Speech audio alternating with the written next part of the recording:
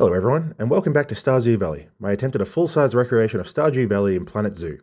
Today we've built the farm itself, a fun area with a lot of buildings and even some creativity in how it all lays out given it's a sandbox area.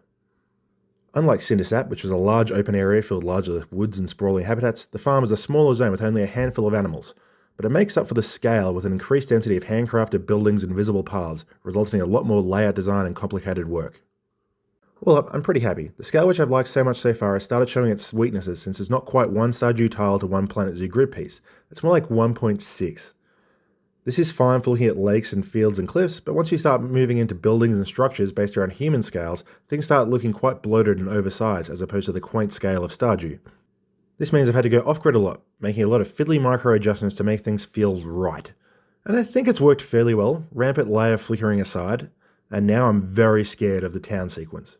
Unlike last time, where I basically finished the area then wandered about talking about stuff, I'm going to look into each part here as I finish it to hopefully make for a better paced video. I still won't be doing speed build or anything, but I may actually highlight the choices I have to make or things I have to manage as it comes up. As proof of this, here's how I begin each zone. I outline the zone edge with paths so I can use the dead zone around them to make a nice and easy cliff facing directly along the lines. I bring this up not because I'm turning this into a how-to channel, because obviously I'm not, I'm terrible, but to point out that I've actually learned my lesson, and I have proof. I know that I'm going to need a walk-through bat enclosure in the cave, so instead of doing what I would have done in the last video, making all the mountain edges first, then trying to cram it in however it goes, I'm going to put my enclosure in there first, and then figure out how tall my cliffs need to be to cover it. I'm a genius! Of course, I since discovered that you can null barrier walkthrough exhibits, so it's a few meters too tall, but whatever, I never said I'd learn my lesson perfectly. Since we're here, we may as well finish the whole cave and check it out. There's not much to say here. I specifically put it lengthways and tried not to take it too deep into the mountains because I'll need room for the bus line to travel through in the next video. Space is a premium. I've never made a cave and it shows, but I also think that the game is super understocked in terms of cave decoration, even though they made a whole DLC about it. 3 stalactites, 2 of them fat and short, with no super thin ones? Come on, Frontier. I like my little handmade mushroom boxes. They're very cartoony, so they don't really suit the quasi-realism Planet Zoo is built around, but I think they're fun. Obviously with the null barriers I could have had a nice open cave instead of this conspicuous barrier through the middle, but it's too late now.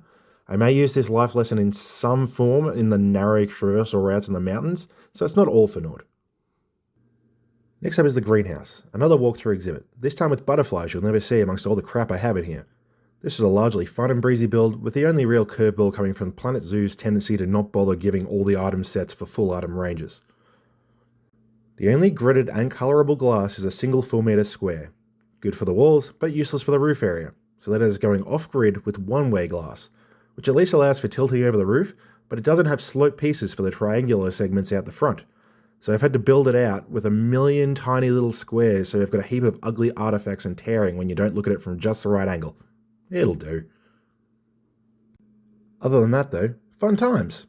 As a walkthrough exhibit, shockingly, requires people to walk through the whole building, our back wall is the front wall again. But honestly, the look of the back wall in Stardew is both ugly as sin and completely at odds with the design we could see from the outside, so I'm happy to make the change. Otherwise, it's just a neat little greenhouse with lots of things you can grow in the game. I really like it here. Our last thing to build before actually making the habitats is of course the house. The only real potential issue I saw with this was dealing with the stairs out the front being wider than the standard gridded out path piece, but that worked out just fine and I had nothing to worry about. There was some trouble getting the windows to be a size that felt right, given that the Stardew house is a little asymmetrical. It also has a very tall front door, which just doesn't look good in reality. I put in a little feature wall above the door because real doors aren't 4 meters tall. Given the player in Stardew can get a pet, this makes sense as the first habitat location. I'd have liked to do something like a serval for a cat, but they jump out very easily, which leaves me with dogs. There's no shortage of canids in Planet Zoo to choose from, but no not dogs are more dog than dingoes, so it really was a no-brainer. Anyone who's done one of those animal interactions with dingoes at a zoo would know that it's basically just zoos charging you $50 to play with a dog. I thought I'd have to open out the bush out the back to give them more room, but it turns out there's just enough space around the house. I had to raise the back fence a little near the water bowl to prevent escapes, but otherwise, yeah, this was a breeze. Next up was the barn where we started encountering some headaches. I want the view from the house to feel like you're looking out over your farm, but using 2 full grid pieces for the height of the building, it started to look like looking at the back of an industrial factory.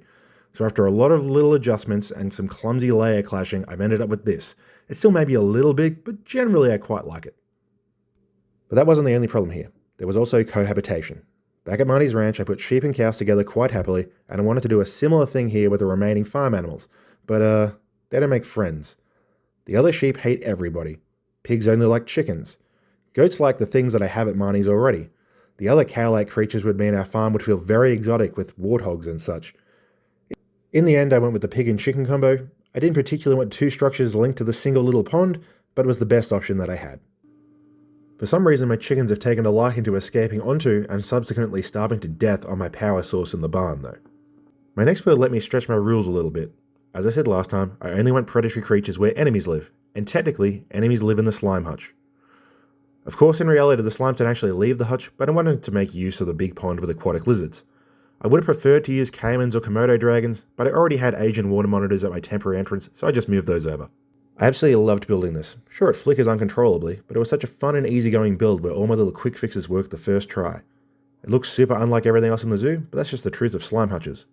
Inspired by my rule breaking and bringing predators into our happy little farm, I also broke the don't edit the layout rule to make a natural border around the pond, purely because I wanted to utilize the natural shape of things more. Again, I suck at rock work, so it doesn't look great, but I like not having it boxed in with fencing. I'm not taking blame for the next thing that doesn't look great though. I've added horses, a fish pond, and the stable. And I'm not being hyperbolic here, the Stardew stable is the ugliest building ever put in a video game. And yes, I'm including the dirt huts from Minecraft and anything from Roblox. I don't know what Concerned 8 has against horses, but it looks about a quarter complete and what's there looks like rubbish. So yes, my stable looks like I'm actively trying to abuse my animals, but it's not my fault. Our last original building is the cabin, which I've taken as an invitation to add the other pet creature. My initial choice was to use the Palace Cat and forcing myself to be creative to keep it secured, but I don't have that DLC, and no matter how much I love this game, there is no way that the DLC packs are worth a quarter of the base game. So until it goes on sale, no kitties for me. On the plus side, the wiki tells us that Starzoo can also give turtles as pets, despite me never seeing them offered in-game. So I brought over my tortoises from my increasingly empty fake entrance. Finally, I chucked in another barn to fill up the central expanse with the unfriendly Dal sheep. I was going to make another one of the barn models, but with how hard the deluxe one was, I just could not be bothered. So here we are. So with all our habitats in place, all that's left is a quick round of beautification, which unlike Cindersap is not a small task. For that one, all I had to do was spam trees, rocks, and about 10,000 grass pieces. This is a much, much bigger task. First I had to build multiple extra buildings, such as wells, mills, and sheds to hide guest and staff facilities. The mill was a time-consuming feat as it has this descending shape which needed a disgusting amount of manual adjustments to build.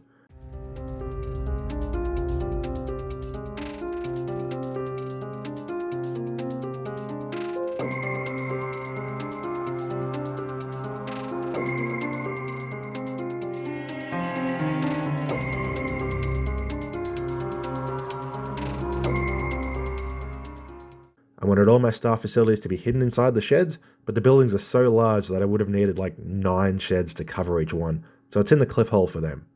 Okay, throw in the hole. I then had to get fiddly with a bunch of standard Stardew craftables for authenticity. Obviously there's a crop zone, but we've got beehives in a nice floral area, a fruit tree area which basically doesn't have any visible fruit, chests, furnaces, mayonnaise machines, and of course, Grandpa's shrine. So that's everything built, but we're still not done. Finally, we have the paths, which are actually a nightmare here.